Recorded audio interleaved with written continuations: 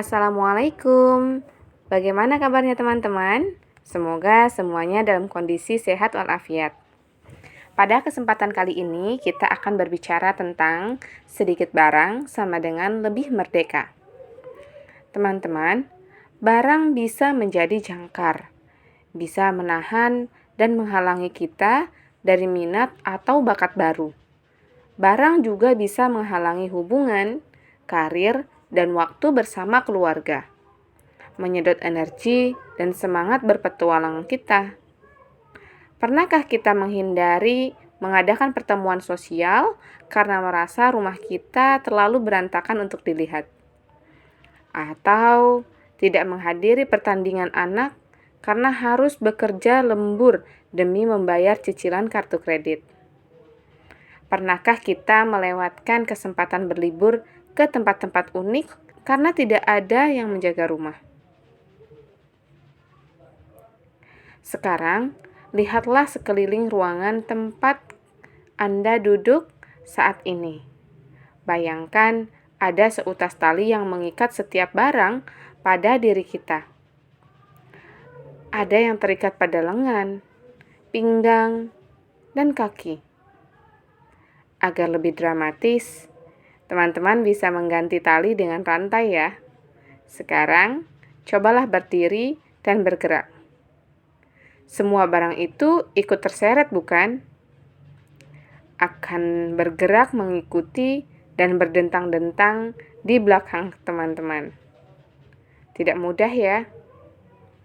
Kita mungkin tidak akan bisa bergerak terlalu jauh atau banyak bergerak. Tak lama kemudian, kita akan menyerah dan kembali duduk karena menyadari akan lebih mudah jika tidak pergi kemana-mana. Dengan cara seperti itulah barang-barang kita membebani jiwa, seolah-olah setiap barang punya medan gravitasi dan terus menarik kita. Dalam ruangan yang kacau dengan barang, tak jarang kita benar-benar merasa berat dan lesu, terlalu capek, dan malas untuk melakukan atau mencapai apapun. Lalu bayangkan suasana berbeda, ruangan yang bersih, tenang, dan tidak sesak oleh perabot. Dalam ruangan seperti inilah kita merasa ringan, bebas, dan menatap banyak kemungkinan.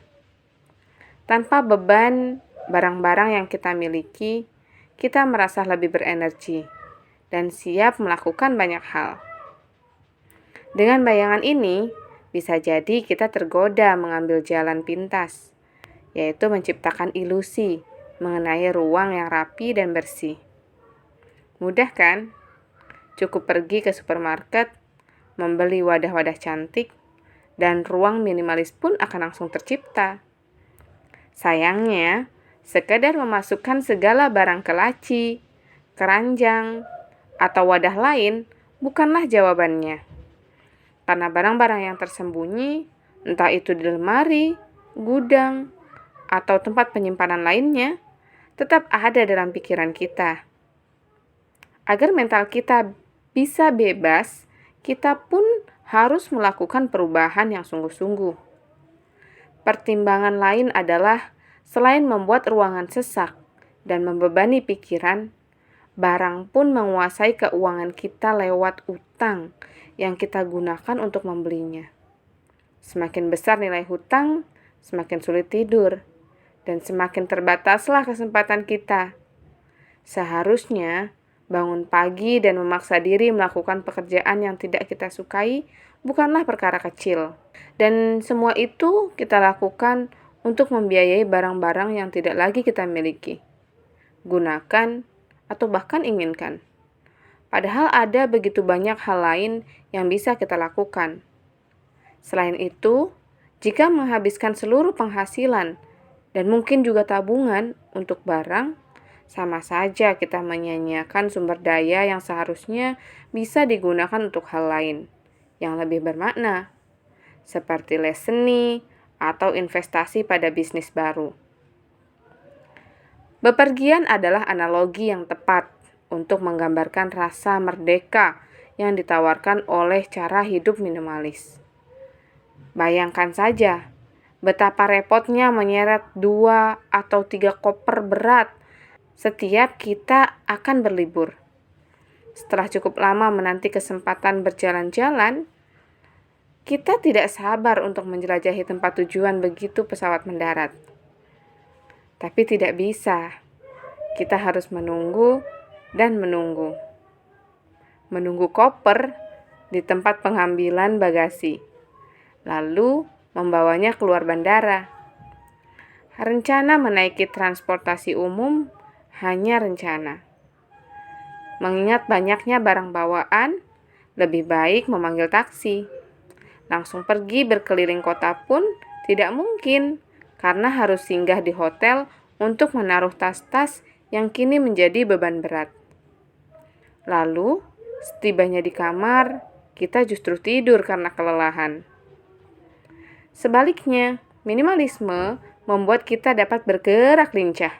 Coba bayangkan, bepergian hanya dengan satu ransel ringan, pengalaman yang kita dapatkan pasti luar biasa berbeda. Tiba di tempat tujuan, kita bisa langsung keluar dari pesawat, melewati kerumunan orang-orang yang menanti tas mereka. Kita bisa menggunakan transportasi umum, seperti kereta, bus, bahkan berjalan kaki ke hotel.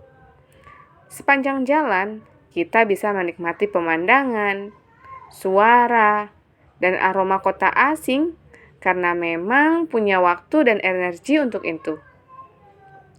Kita mudah bergerak, fleksibel, dan bebas seperti burung. Bisa menggendong tas ke museum atau ke objek wisata lainnya, dan menyimpannya di loker jika perlu. Berbeda dengan skenario pertama, dengan bawaan ringan, Anda bisa langsung berlari dan menghabiskan sisa hari dengan menikmati suasana tanpa perlu repot mengurus barang bawaan. Kita tiba di hotel dengan bersemangat dan siap berpetualang. Ketika tidak terikat dengan barang, kita bisa menikmati hidup, menjalani hubungan dengan orang lain, dan berpartisipasi dalam masyarakat. Kita menjadi lebih terbuka untuk pengalaman baru, bisa melihat kesempatan dan meraih peluang. Semakin sedikit beban, baik fisik maupun pikiran, hidup kita pun menjadi semakin semarak. Cukup sampai di sini untuk video kali ini. Terima kasih sudah menonton sampai akhir. Semoga bermanfaat. Wassalamualaikum warahmatullahi wabarakatuh.